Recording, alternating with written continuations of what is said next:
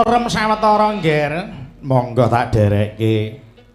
Jroning swasana Barata Yudha Jaya binangun kaya ngene iki, kowe karo aku jejere wong cilik nyuwun ngersani Gusti kang nyipta jagat muga perang kuwi ndang rampung. Barata Yudha kuwi perang suci, sapa sing gawe bakale nganggo, sapa sing nyilih ngulihake. Nggih. Mula sesantine mung Suradira jayani Kangrat suwuh brasta tekaping ulah Darmastudi. Tumindak ala mesti bakal kalindih marang tumindak becik. Ngaten ya, Mak. Iya. Mula kareben lerem sawetara aku tak nyuwun karo Mbak Supahmiatin. Nggih. Kareben ditembangke Sinom Parijata luwih dhisik. Sinom Parijata. Iya. Monggo Mbak Fahmi kepareng ngaturaken Sinom Parijata. Monggo Mbak.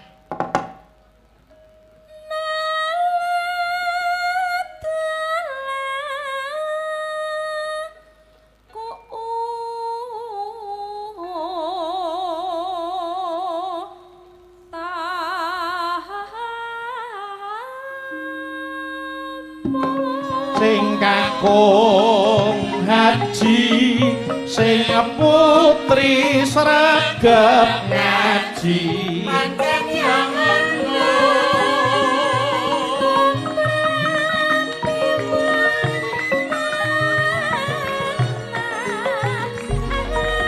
sahadaten loro ing wernane ngucap syahadat tauhid lan syahadat rasul.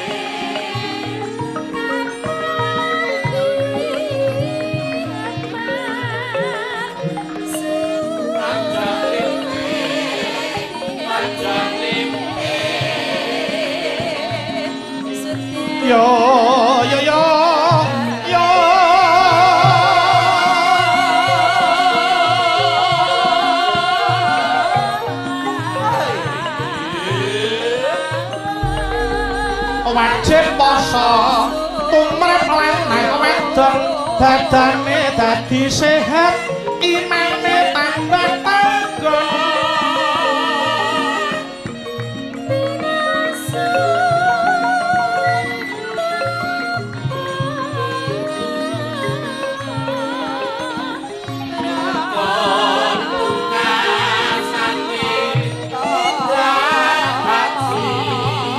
mring mekae lamun wis kuwasa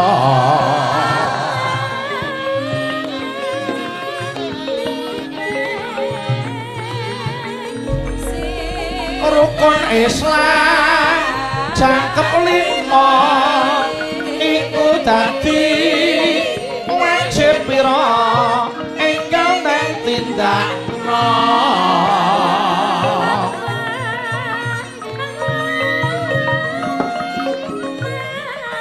Sing guyub-guyub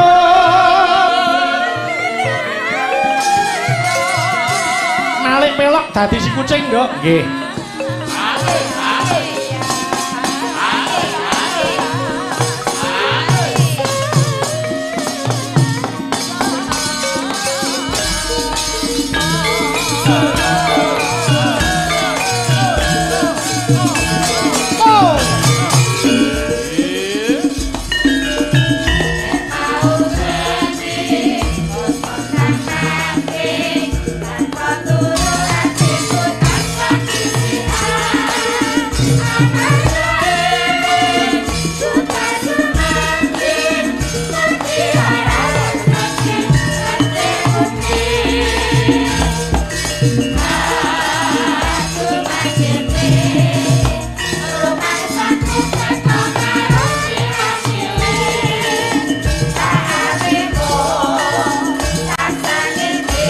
kali. Nggih. Yo.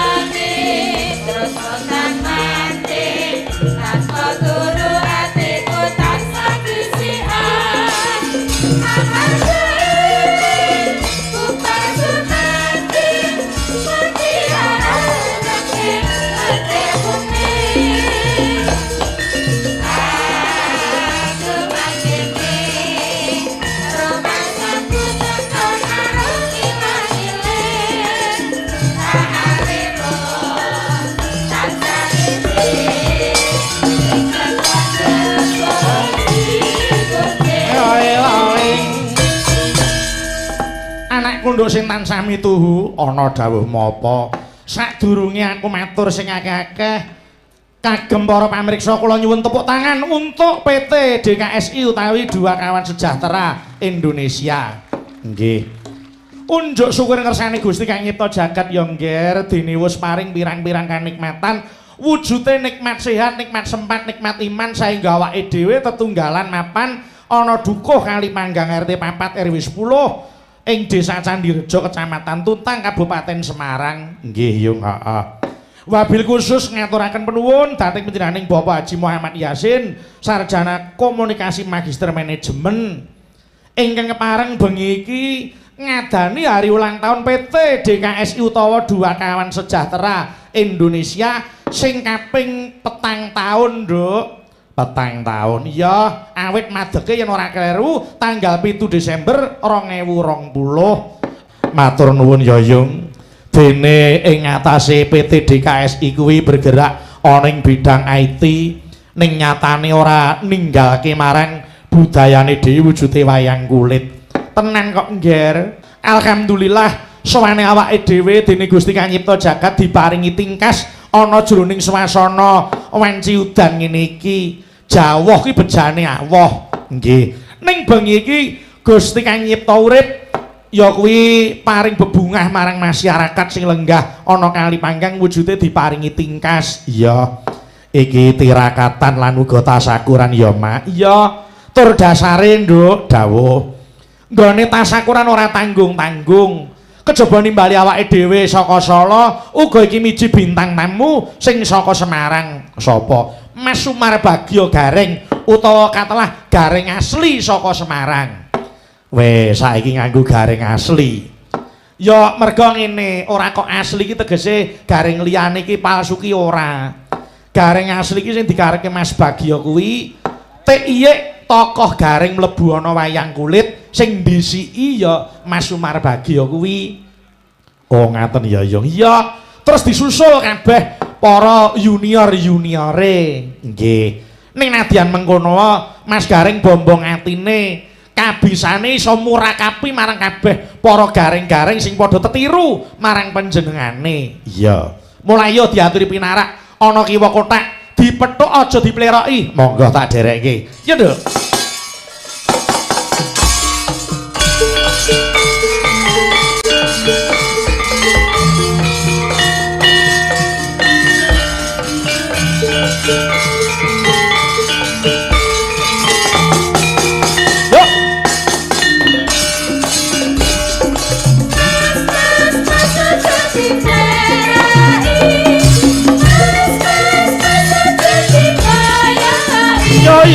Yo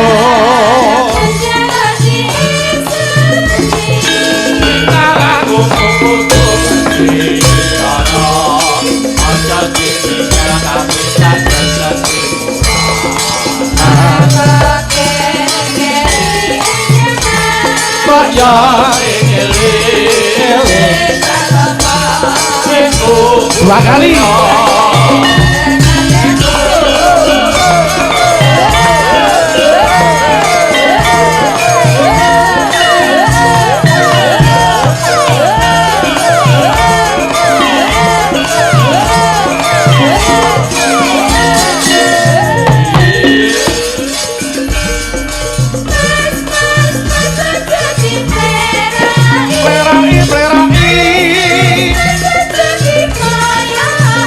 yo yo yo. Tinggal aku kudu ardito.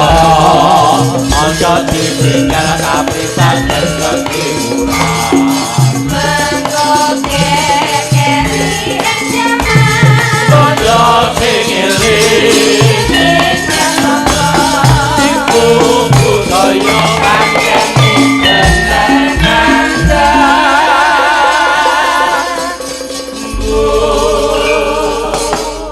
Assalamualaikum warahmatullahi wabarakatuh. Wilujeng dalu Mas Gareng. Waalaikumsalam warahmatullahi wabarakatuh. Wilujeng dalu Mas Bayu. Nggih, sadurunge matur sing oke-oke Mas Gareng, kula tak nyelani sekedap. Bab napa? Menika wonten wara-wara mobil Camry plat K hitam menika menawi kepareng monggo dipun geser parkiripun. Oh nggih.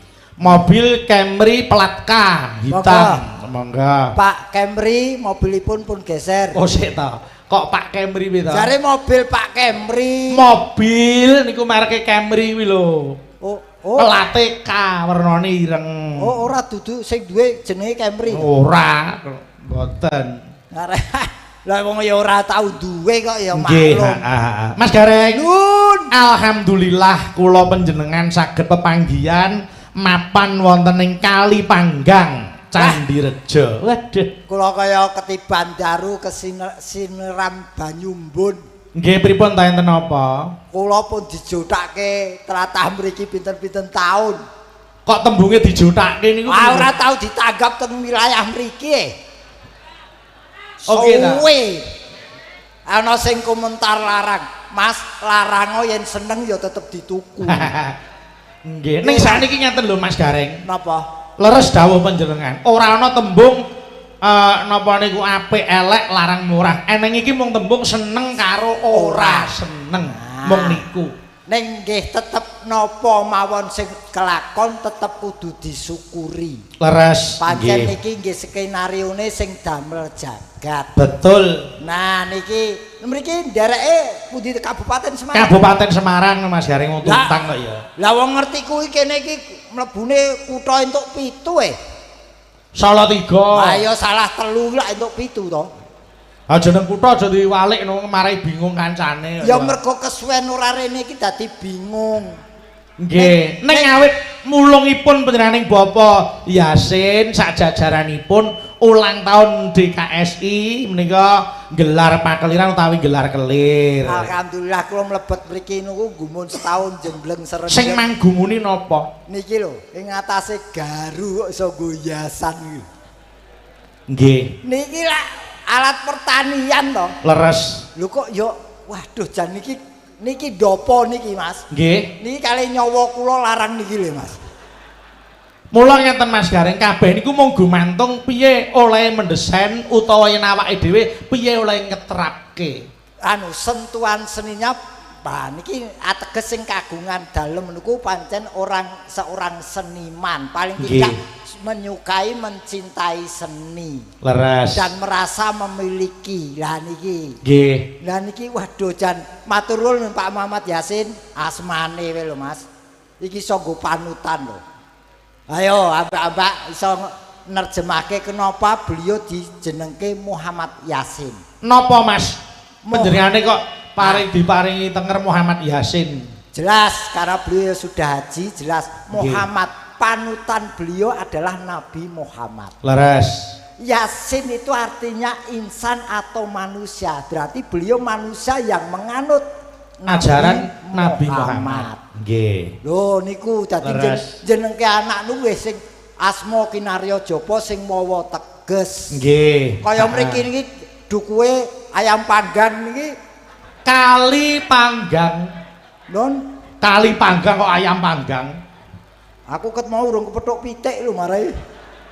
Lah wong daran wis semono kae, wong bakmi godhog ya enek. Sambel goreng ati ya enek. Lho piye? Favoritku kene iki wis kene iki.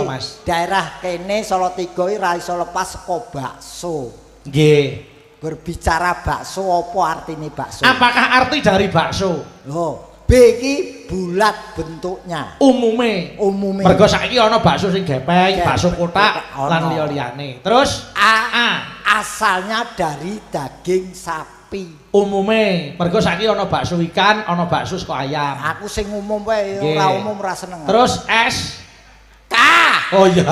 Wah, dalan buta huruf. Mbak yo isih kelingan.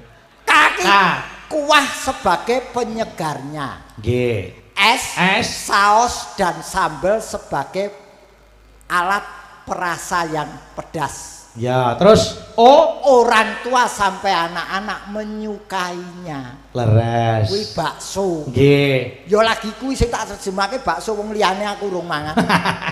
Nggih. Ngin tenan lho, nderek syukur menika HUT ingkang kaping sekawan DKSI 2 kawan sejahtera Indonesia. Ambakmu jenengke bali meneh ning jeneng. Leres pripun? Iki umure 4 tahun, berarti 4 penjuru Indonesia telah dijelajahi oleh 2 kawan sejahtera Indonesia. 4 penjuru. Nah, okay. 2 kawan berarti 2 orang yang menjadi kawan, bersahabat bersatu.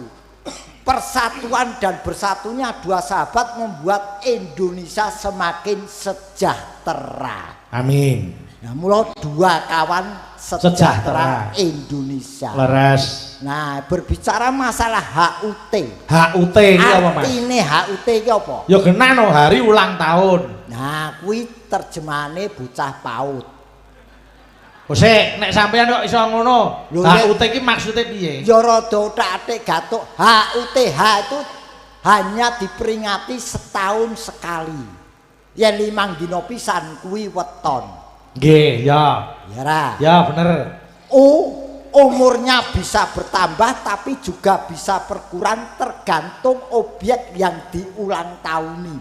Nek objek iki benda hidup, bernyawa berarti umure sudah. Nek yen benda mati seperti PT ini berarti umurnya bertambah. Karena orang hidup atau sesuatu makhluk yang bernyawa wis duwe jatah dhewe sing jenenge takdir. Leres. Lah ewadene tetap harus disyukuri karena ini karunia ilahi. Nggih, amin. Nggih. Ning nyatane nggih ngaten kok, Mas. Panjenengan Bapak Yasin menika ketok yang piyai beriman, ora mung nampa seneng tasakuran ning nadyan to nampa pacoban ya tetep disyukuri. Niku tandha yen piyai sing imane tebal. Nggih, lah niku pancen napa-napa niku yang disyukuri bertanda manusia itu imannya tebal. Mergo yen imane ora tebal niku jane ketok, Mas. Lah pripun? Iman sing ora tebal ki ketoke nggo napa? Titikane niku wong lanang kali wong wedok beda. Titikane wong lanang karo wong wedok iman sing tebal karo sing ora tebal pripun? Kalau yang beriman tebal diberi, jangankan kok diberi, diberi hadiah atau anugerah, diberi musibah pun tetap bersyukur karena percaya Allah mencoba umatnya tidak akan melebihi kapasitas umatnya. Nggih. Harus disyukuri. Tapi kalau imannya tipis, laki-laki ini pun cetok. Laki-laki piye nek imane tipis? Semakin kaya semakin nakal. Kuwi wong lanang sing imane tipis. Semakin kaya semakin nakal. Oh. Nek yen wong wedok sing imane tipis semakin nakal semakin kaya. Oh iya, heeh. Iku mang terjemah ya, heeh, bener. Mang terjemah. Mula tak atik gathuk ya, Mas.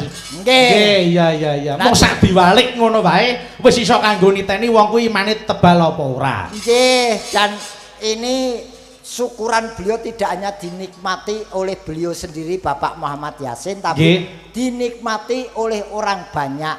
Ini menandakan beliau bahagia tidak dipakai sendiri, tapi ini ragate ora sithik lho, Mas. Leres. Tapi bagi beliau ini rumusane mbok menawa padha kali. Rumusnya pripun?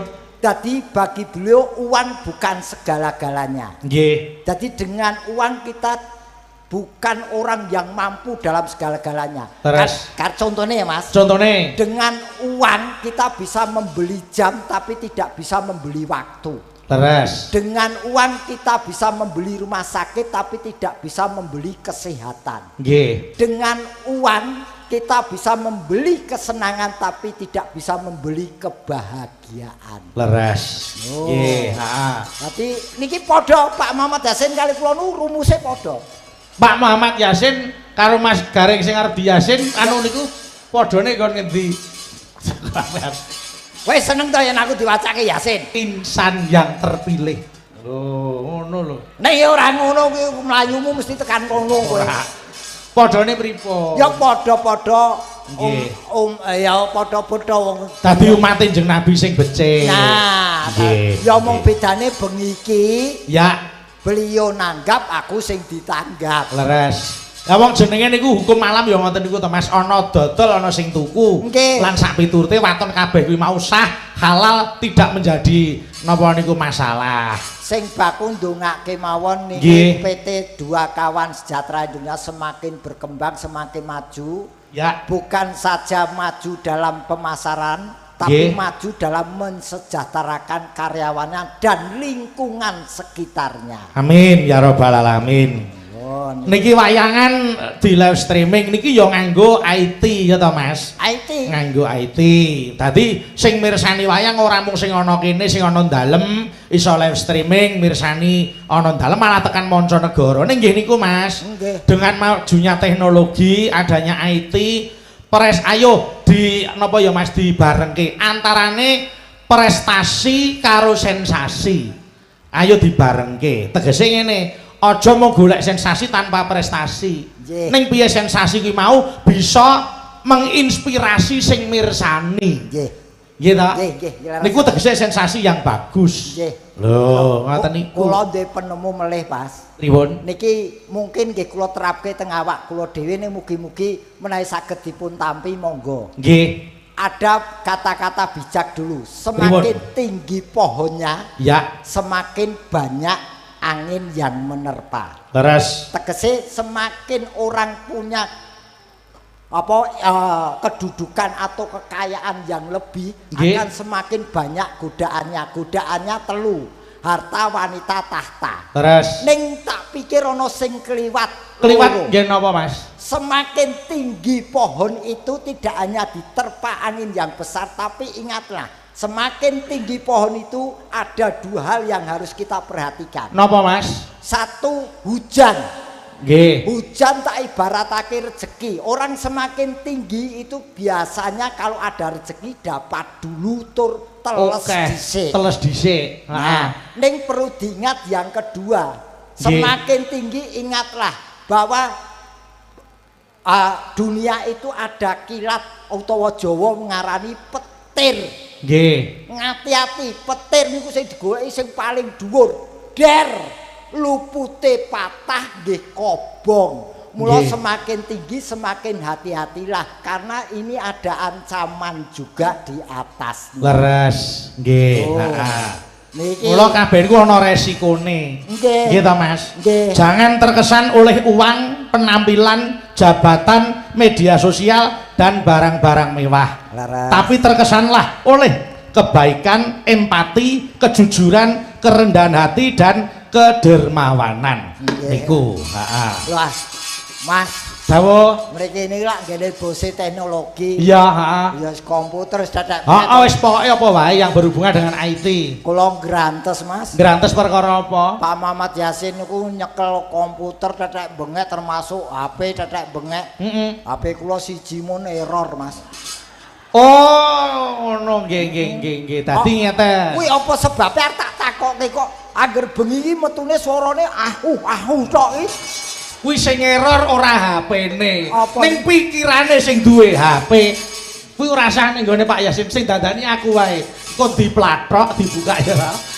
Jerone diganti batu ngono. Kok dandani kok malah dirusak. Wong kok senengane aneh-aneh wae. Mula ngeten Mas Gareng niki lek-lekan karo syukuran. Nggih. Dasare para pamirsa sing nampa kabejan kok bar mirsani wayang kondur iso ngasta door prize utawa hadiah. Ampun gelem, entuk door prize ampun gelem. Kok door ora aja gelem. Loro lho entuk door prize ki. Door prize kok loro iki piye? Door prize ki tegese kowe ngerti? Door prize hadiah to ya. Sing ngomong sapa? Door ki apa? Pintu. Pintu. Heeh. Prize ki kecepit, dadi door prize ki kecepit pintu. Ya wis ya ora apa-apa wis Ben. Wong kok senengane kok malah ngowah-ngowahi adat. Nggih sing baku nggih mirsani ya entuk rezeki. Nggih, heeh. Tak goleki kanca Mas Gareng. Sapa? Mbak Elisa ben ngancani panjenengan. Oh nggih. Mangga. Nah, Mriki mah mataram-mataram terus. Yo.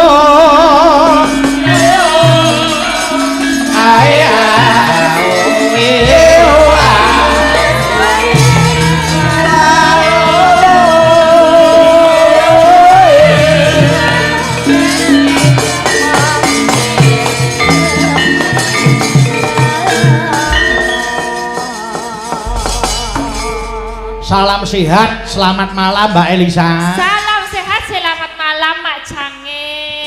Limba. Alhamdulillah, saged ketemu, bisa bertemu dengan Mbak Elisa. Cek saged ke panggih malih. Piye Nggih. Jange sehat nggih? Alhamdulillah sehat.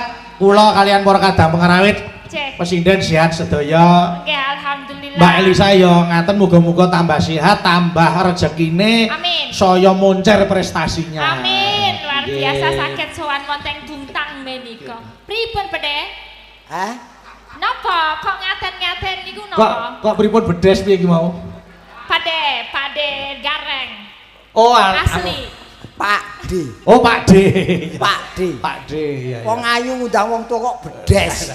Lah, piye kepare bedes? Ngono krungu kuwi ngono. Ngono kuwi Oh, ngono. kaya apa? Kene iki omong wis cetha, kowe iki sing bosok. Wong aku iki krungune ngono. Ning ndi? Aku kene ning kene. Piye kabare, Nduk? Sae pengestunipun, Pade. Apa? Pengestunipun sae, Pade. Piye ngono kuwi? Ora bedes, Lah apa? pedet. Apa pedet? Apa pedet? Oh, Pak D iki ya Pak D kok pedet. Pedet iki apa pedet? Tak dung pedet, tak dung. Kae pedhot. Oh, pedet iki pokoke raine putih. Oh lah ya persis. Leres berarti padha jumbuh. Ya berarti sesuk awake dhewe ning salon ya. Nggih. Ngapa? Medhetke rai. Ya ora ngono Oh, ya. anu piye? Anu kabare apik-apik wae to, Nduk. Langgih to Pakde, kula sehat. Nek mboten sehat nggih mboten saged sowan. Nek tekan kene berarti sehat sekon dhuwur pucuk rambut tekan pucuk jempol. Saged wonten ngajengipun sedaya para pamirsa. Menika tegesipun sehat wal afiat. Pak Muhammad Yasin niku kleru golek bintang tamu durung mari lho, Pak. Kok durung mari piye kok? Iki polip ngono lho. Poli piye? Polip apa sih? Omonge kaya ngono kedak plukotok ngono lho. Breku tak plukutu apa sih? Iki yo ngene tak rewangi lho ngomong basa Jawa, tak rewangi meletek uteku nganti encer lho iki. Aku angger kowe memikirkan basa Jawa. angger kowe omong ki aku ngempet e. Ngempet apa? Ngempet nyeden. Wong Lah iku lho cedak kono kuwi toilete. ora kuwi perkara omong ngenteni omonganmu kok. Nang dadi kowe ketokanku. Alah malah ketularan iki piye kok. Kok ya Aku ki latah-latah. mula ngene lho Mas Gareng, Apa? ben ora tuwuh tandha pitakon. Sebabe apa kok Mbak Elisa basa Jawa kok ting plekuthuk kaya ngono kuwi. Mula mangkenalke sik. Oh nggih. Ya ta, ben piyai kabeh Nadianto wis ngerti ning beberapa ana sing durung pirsa. Mbak Elisa ngopo tok omongane kok kaya ngono kuwi sebabe napa ngono lho. Nggih, Bapak Ibu dipun tepangaken menika lare naminipun Sapa Mbak? Paring asma Mbak. Elisa sapa? Elisa Orcarus Alaso. Eh? Elisa Orcarus Alaso. Elisa Kakus. Kakus Elisa Orcarus. Orcarus Alaso. Ya wis Elisa mun ngoten mawon. Iya. Elisa asalmu kok ngendi? Asalku sekomboke. Sekomboku. Oh. Ya. Nah iya. Piye? Maksudnya apa? Maksude kowe iki kelairane ngendi? Kelairane ngendi? Nah. Seko Lambelo. Lambemu dhewe kuwi. Kok sik to kok malah nesu piye to? Wong tuwa takon apik-apik mah dilambek-lambekke iki. Kose Sabar.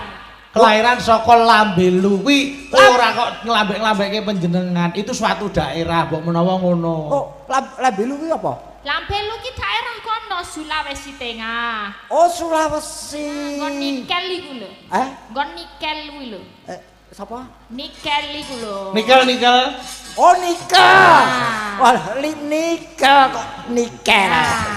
lambeku, lambelu dudu lambeku. Lambelu. Lambe. Oh, ganti kowe dadi bapak ibumu lambelu. Bapakmu ya lambelu. Mboten bapak seko toli-toli. Tok. Bapak seko toli-toli. Ngapa meneh? Ngene lho, saka toli-toli, aja dikambung. Iki pengaruh HP-mu kok Pak. Lah iya. HP-mu ki isih 3G apa 2G saiki wis 4G. 4G saiki 5G. 5G kok. 5G. Oh, Wong iki errore ra perkara lambemu saka apa salah seko toli-toli? ora kuwi darah ngendi? Lho padha Sulawesi Tengah. Oh, Sulawesi. Mula pengalaman penting ya ta. Sulawesi Tengah ibu kotane Martil iku lho. Kok Martel? Ibu kotane Sulawesi Tengah lah Martil to. Palu. Alah Palu karo Martil iki padha. Oh lah, ngoten. Nggih, mergo nggih, mboten dados menapa Mbak Elisa. Benten iki lho. Ya ini contoh Mas, contoh budaya itu alat pemersatu bangsa, contoh ya kaya Mbak Elisa iki. Betul. Pemersatu bangsa iki namung budaya ning teknologi barang. Teknologi betul. Iki termasuk mula kanca-kanca sing rawuh kene nek ndedet tuku produk-produk dalam negeri. Contohnya sing ditokke karo kene Dua Kawan Sejahtera Indonesia nek ngetokke perangkat lunak. Software, hardware ditumbas sing duwe anak dalam negeri. Ngono. Ora usah dadak bingung menyang ngendi-ngendi. Kita software golek kene ya enek produk dalam negeri. Iki ketoke ra mudeng software, Pak. Bayu. Software. Aku mudengku sop buntut. Iya ora apa-apa. Aplikasi. Sumpah, aku ki ambak biyen bekas wong kantoran, ning ora tau nyekel komputer takok Mas Widodo kali kancaku kantor. Aku ki ning kantor teko absen turu. Teko absen turu. Mergo aku bagian lapangan. Ngono. Nggih, heeh. Niki Mbak Elisa. Alhamdulillah panjenengan karo aku bisa ketemu nang kene. Dengan kemajuan IT kita harus lebih berhati-hati untuk menggunakan teknologi ya, Mbak. Betul, harus bijaksana. Harus bijaksana. Sak kecap iso bahaya. Wis jenenge ucapan juga harus dijaga. Tindak tanduk juga dijaga. Ning nggon IT nyebare gampang. Nggih, yang dulu mulutmu harimaumu saiki ditambah. Apa aja? Jarimu juga harimaumu. Bener. Dricimu iso melek, iso ngerasani wong nganti kemeng. Kusik. Ngapa? Aku sing ngarepmu wis bingung ki, mburi dhewe iki terakhir aku nek bingung. ngrasani wong kan umume nganggo iki lambe. Nah, nek saiki ngrasani wong nganggo jempol.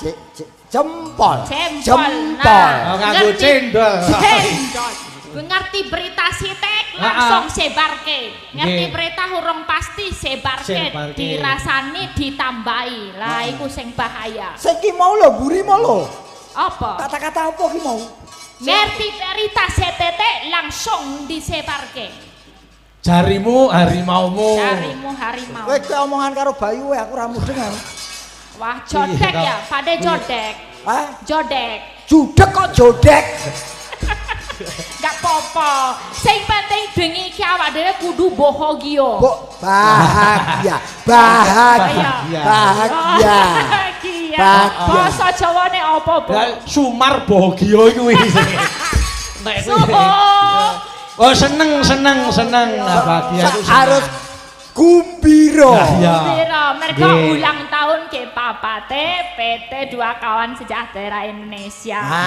Saking senenge arep bagi-bagi door prize. Betul. Mbak Elisa mau mengucapkan apa untuk ulang tahun yang keempat? Derek Mangayu Bagyo Wilujeng Ambal Warso kaping 4. Kaping patang iki terus piye sih, Pak? Kaping patang. Ora ana tembung Jawa kok patang.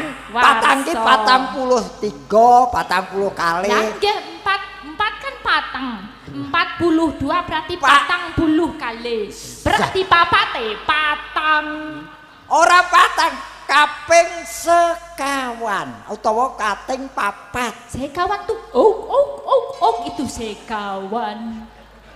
kuwi. Sik, iki kandhane kuwi ngono segawon. Oh. Wis beda meneh sekawan. Kowe sekawon ki jangan sing dipangan kae lho. Nganggo kluwak kae. Ya wis ngono ya ora apa-apa. Wong wis malah judeke genah kuwi rawon kaya. Lah wong ngomong kok dipleset-plesete. Ora dipleset iki pancen ke dalilati ya ngono kuwi. Dewe-dewe. Heeh. Nggih. Ciri wanci dandang sumyang. Yo. Wong sing kleru kono sing diseneni aku. Ning paling tidak kita menghargai karena Elisa sudah kepingin atau bisa belajar bahasa Jawa. Laras. Perkara ana kurang lan klerune iki ya Ngapunten, pokoke dongane muga-muga iso semakin berkembang teknologi kita. Amin. Dari baik itu perangkat lunak ataupun perangkat keras membanggakan Indonesia juga bisa berkembang di dalam pendidikan juga kesehatan. Betul. Migunani untuk berbagai macam fasilitas. Betul. Nggih, heeh, ya. Yo, Mbak diaturke sik. Kula ora ketang sajenge tak ngrasake suarane Mbak Elisa. Oke, napa? Kula nyuwun pangkur Semarangan. Oh, bagus. Ngomong ora cethok kenembak. Aja ngene. Wong ki ora kena kinaya ngapa ya, Mas? Ya ora kena ya wong mbok kon Tapi kita nabuh. saling menghargai. Mbok kon nabuh aku oke. Nembang ki ya ngomong ora cethok kok. Ha coba sik, Coba tak tes sik. sik, tak tes. Coba pangkur Semarangan ala Mbak Elisa Orkarus Alaso. Loh. Iya, Mbak. Paling pikir-pikur. Mingkar mingkurengang kara.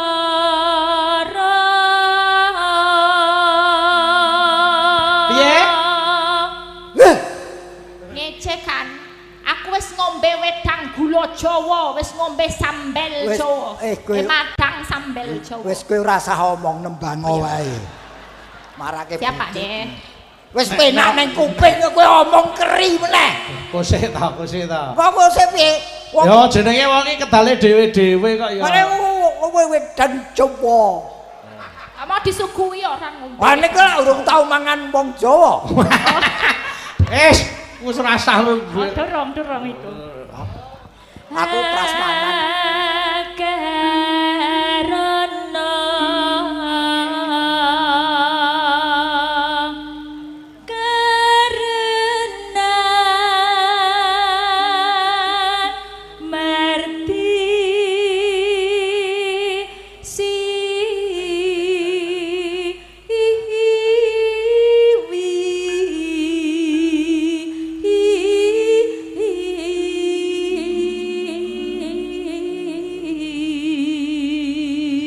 Luar biasa. Iki Sulawesi lho, Lah nembang iya. Jawa kok iso kok ngene kepenak. Ya, tutuke iki cengkok nggon gawat. Heeh. Ya ta, para kadang waranggana sing ning Jawa wae durung karuan isone nek Mbak Elisa insyaallah isa. Ya Mbak, nggon cengkok gawat iki. Ayo aja diganggu. 1 2 3 monggo mulai.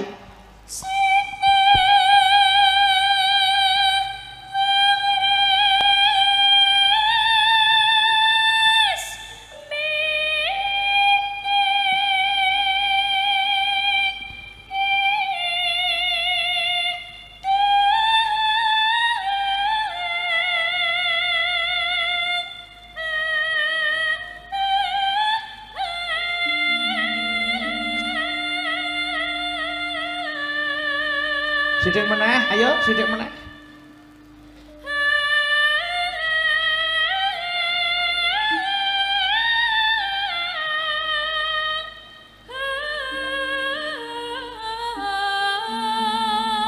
Tepuk tangan Bapak Ibu kagem Mbak Elisa. Udah jan, ngene lho Mas. Selamat. Niki sing sak karepe ngene iki. Kene sing nyuara sing ngempet Sensasine ya berprestasi. itu kelebihan dia Ora mung mburu viral ning awete untuk ke depan ki mergo jejak digital ki luar biasa. betul dheweke iki ya sensasi prestasi plus seksi.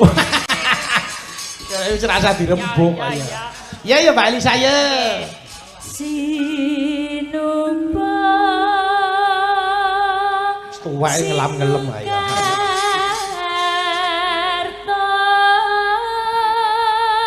mreh kretarta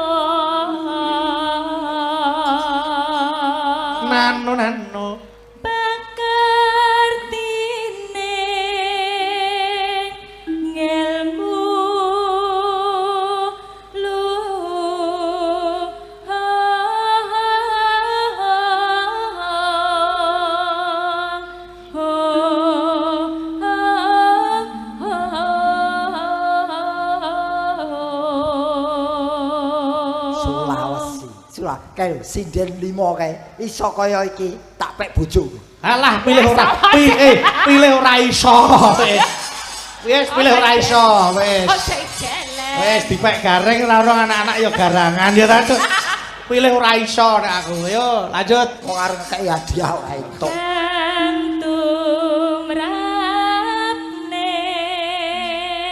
Anae. Ana Jawa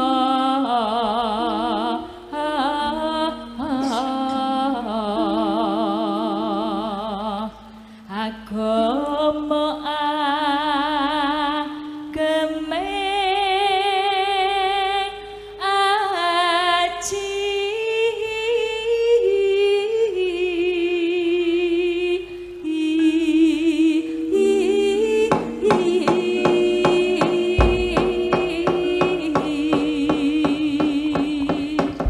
Alhamdulillah sampun dipun aturaken. Mbak, apa? Iki arep takon. Iki nun sewu biar penonton juga pirsa Sulawesi kok iso nembang Jawa kaya ngene apik iki belajar dari manakah kamu? Saking Pasinaon. Pasinaon. Nggih. Pasinaonmu ngendi, Nduk? Institut Seni Indonesia Ngayogyakarta. Oh, kowe iki yo berarti wis lulus iki? Sampun, rumiyin tahun 2016 pedalangan. Oh, pedalangan. Injen. Terus sekarang Mbak Elisa nempuh napa niki? Nembe S3 Mendet S3 Dokter. Kajian Budaya nggih. Wah, Nembe alhamdulillah. Disertasi. Nah, kali ana waranggana doktor, kok bar kuwi terus profesor. Amin. Oh, yen iki lah S3-ne dokter. Nggih. S2-ne sing medeni lho. Apa ta? Psikolog. Ayo. Ya ora apa-apa no, karena kan bisa untuk membaca situasi panggung. Nah, penontonnya kaya apa? Oh, Ayo yen maca situasi panggung ngene maca jiwaku. Ayo. Kita rasa diwaca wong sakit. Ayo. Oh, Mbak Elisa, niki wonten awala. Dari PT Kantor PT DKSI mugi-mugi saged lestari lan Trembaka nyuwun lagu lestari dari Sohibul Bait Pak Yasin. Oh, monggo. Maka. Ibu utawi Mbak Lestari. Kok Sohibul Mbak Lestari beda? Lah jare kon Nyuwun lagu judule Lestari. Oh, sing membawakan dudu Mbak Lestari. Wudu. Aku ketemu kok kleru ya. Monggo yuk diaturke Mbak Elisa sing ngaturke lagune Lestari. Monggo Cok, yuk diaturke. Yuk buka saka kenong lali ora go. Ora usah. Calantip kok ya. Kasuwen. Ya.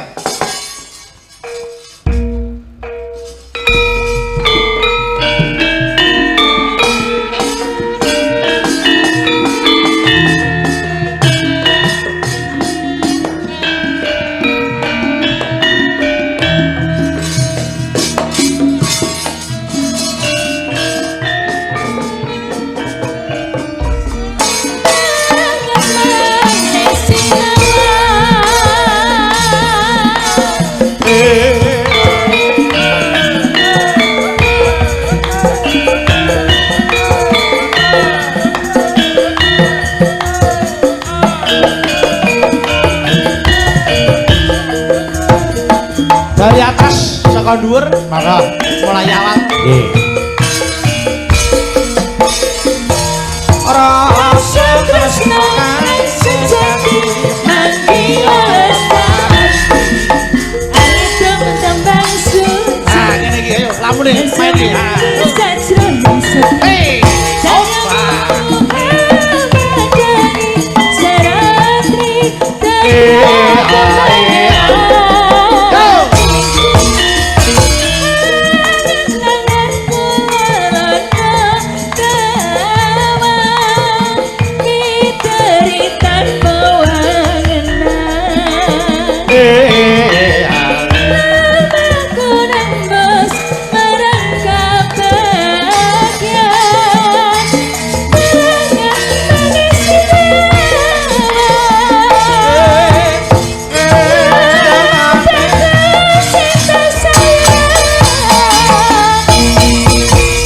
Terima kasih, matur nuwun. Waduh, Wah, matur nuwun Mbak Elisa. Wah, Piye Mas Gareng? Anak wedok semakin keseni semakin terbang tinggi. Nggih, Dan tetap berkualitas. Laras. Mas Gareng, nun sakwise Mbak Elisa ngaturke Lestari, yo iki. Pak Rizky ayo rene. Dua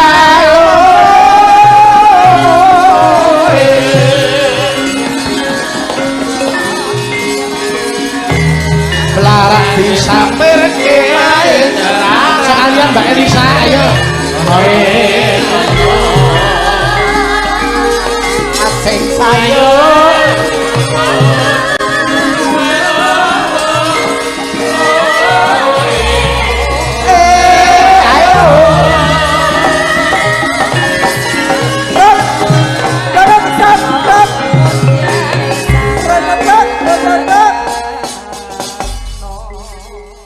Mbak Rizky, ayo iki ana sing ngersake podang kuning. Duetke karo Mbak Elisa. Oh, kalian Mbak Elisa. Tak dukung pokoknya. Lah iya ana kudu kok ora iku ya. Kembar ya Pak De? Hah? Kembar mboten? Kembar sial. Sial. Ya aja ya nyepelek. Ya ora nyepelekke kabeh umat ki padha. Umpama dadi bojomu, kowe pilih aku apa Mbak Elisa? Apa? Umpama iki dadi bojomu. Ayo Sampeyan pilih sing endi Elisa apa? aku pokoknya sing tak pilih sing tanpa resiko. Loh, lah kok iso? Aku kowe arep ngedu aku karo bojoku ya. Iki bojoku nonton streaming lho kae. Tanpa resiko. Umpamane kok Itu jenengan lanang lho.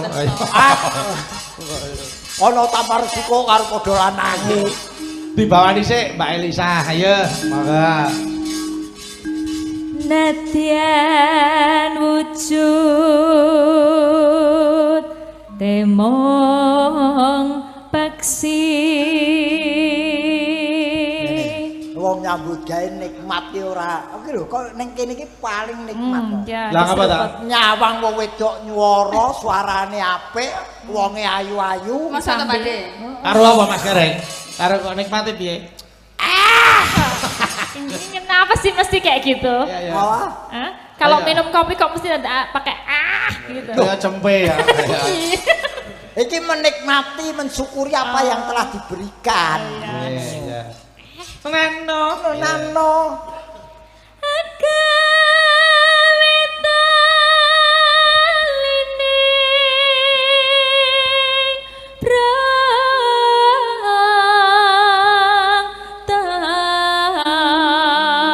Mbak Elisa, Belum. Mas Gareng itu termasuk cowok kriteria Mbak Elisa atau bukan itu? Kriteria boten lah. Oh, betul. Ya, ini oke. kriterianya soalnya. Omonganmu sithik nyek gitu. Loh piye sih? Orang Wah. cewek itu punya selera Kowe masing-masing. ditakoni Mas Bayu apik-apik jawabanmu ngono. Apa sing mbok tampa saka diriku? Sing mbok Sing tolak. Kriteria Mbak Elisa iki kaya apa ta? Kriteriane kaya apa? Mbok menawa ana sing nyantol ning Mas Gareng coba. Apa? Yang dewasa. Aku kurang dewasa apa? Aku malah lanjut dewasa. Dewasa siji ya. Sing kepindo pede. Ora isin karo aku. Nampa aku apa anane? Aku ora pede, aku PSHT. Apa? Apa? Percaya diri Percaya lho. diri Tak loh. kira perisa diri. Waduh. Wah, kok ora Percaya perguruan diri. silat. Oh, dudu to. Pede, percaya diri. Percaya diri. Aku kurang percaya diri apa? Ning ngarepe wong akeh wani ngadepi kok. Nampa apa anane? Napa apa anane? Apa anane ki maksude ki nek elek ya wis elek wae, rasa dadak dicet rupane. Oh, ngono ya, Pak. Heeh. Yen ki aku ora gelem. Lah apa? Lah ra iku ora tak dadani yo mulih yo nglantung. Mboten. Itu kriteria sifat. Saiki nek Sifat. kriteria Apa anane fisik, maksudnya? nek kriteria fisik, jan pilih sing kaya nek kerawitan endi sing mang pilih? Fisike kaya ngapa? Modele kaya apa nek kerawitan iki sing ndi kira-kira? Aku suka yang kurus. Weh, seneng sing kuru Ya. bae. Kurus ki ngerti. Wong lanang kurus ki meringankan beban istri. Heeh, tur ngenes. Wong lanang iki. Ngenes.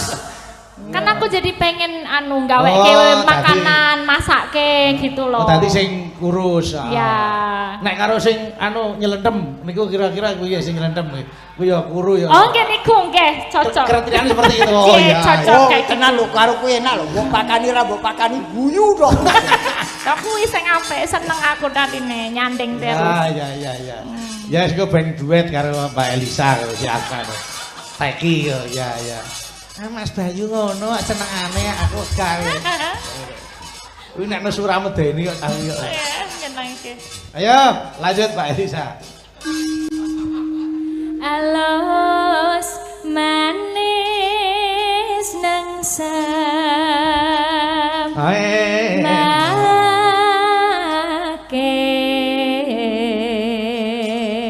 Hop, ganti Rizky, ayo.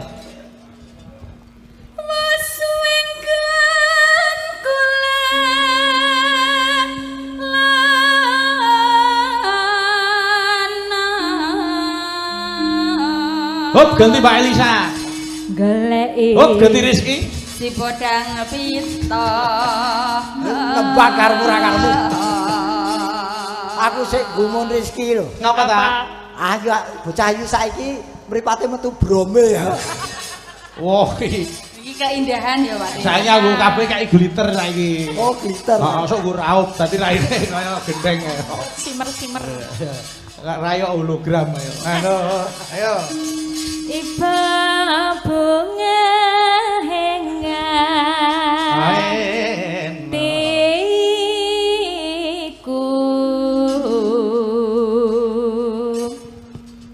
nyanding bisa dadi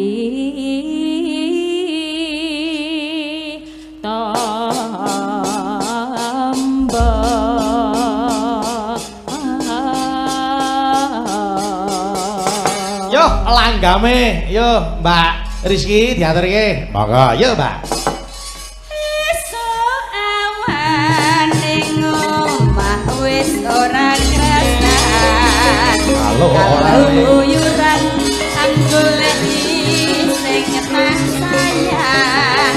Mombang ngicerangganku goleki ora krasa esuk awan ganti wengi.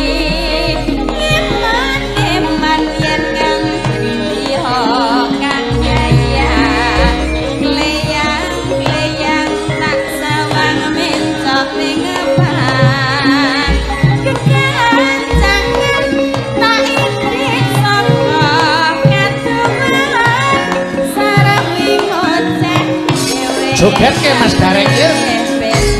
Mbak Elisa.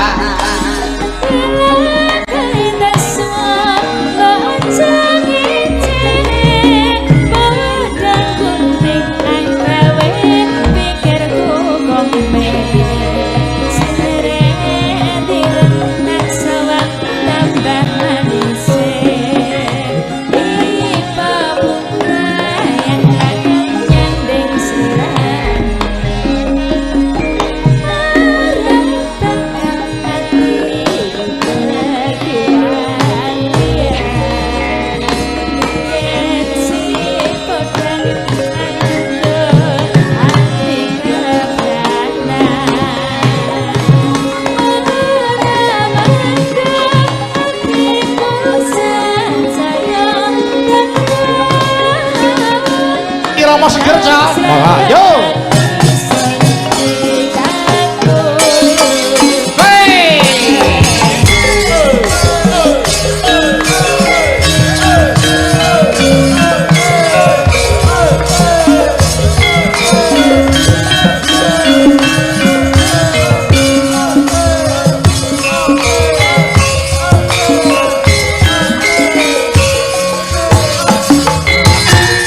Rizky,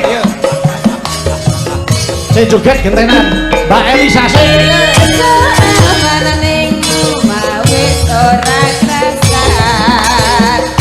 Awas, yuk.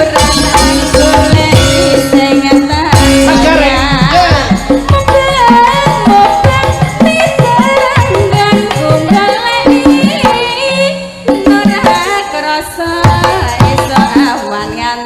Mbak Elisa, ya lanjut.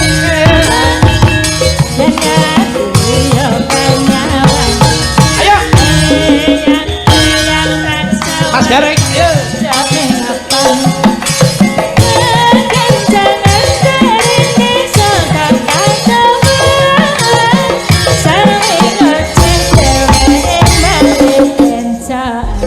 Pak Rizky, yeah. joget ya.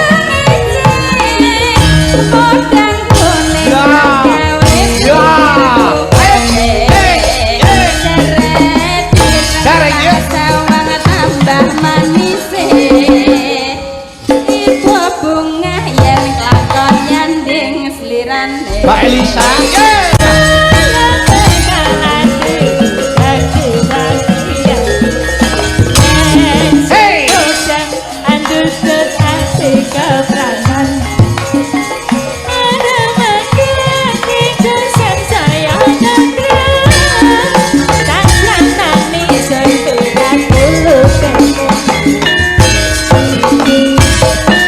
Terima kasih.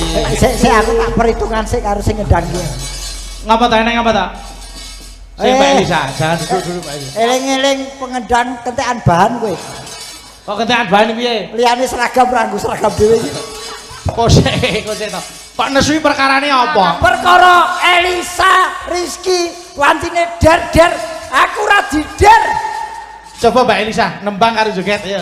Esok awan ning omah wis ora rasan kaluyuran goleki sing tak sayang penak yo ngono. Penak banget. Kuwi Piye? Nah lo gampang. Kaya ngono ae. Ayo coba. Ayo, Pak. Wah, ayo. Nen. Ayo Mbak Elisa, ayo. esok awan ning omah wis ora rasan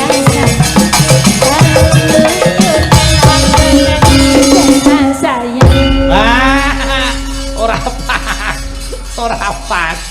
Kuwi kedisiken kuwi.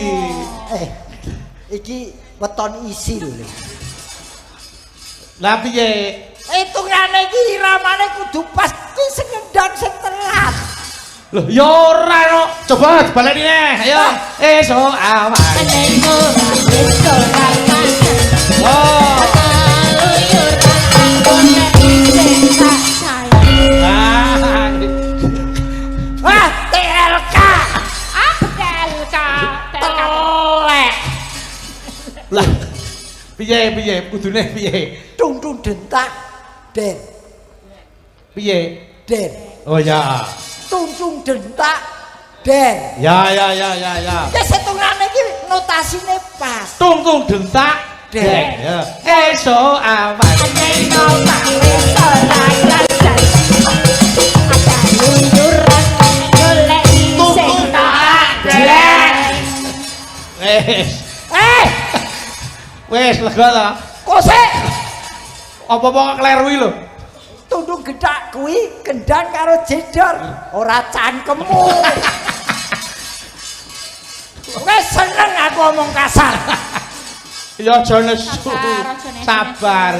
Ora sabar piye? Aku wong tua digawe. Alah tangane iki lho.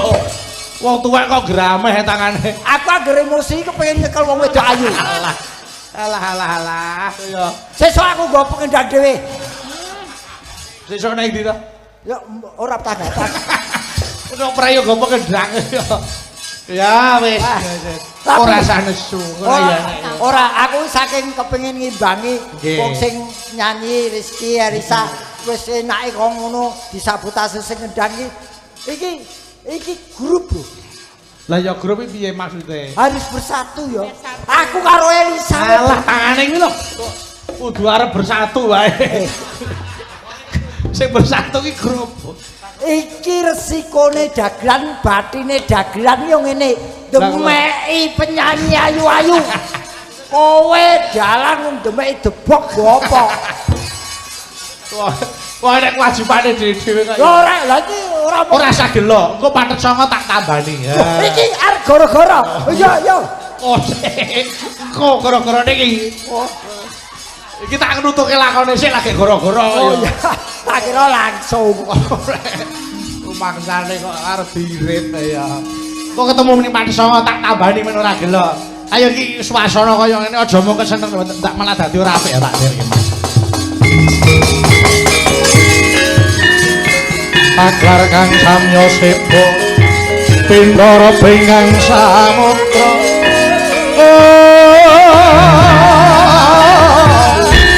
kadya panjrahing puspita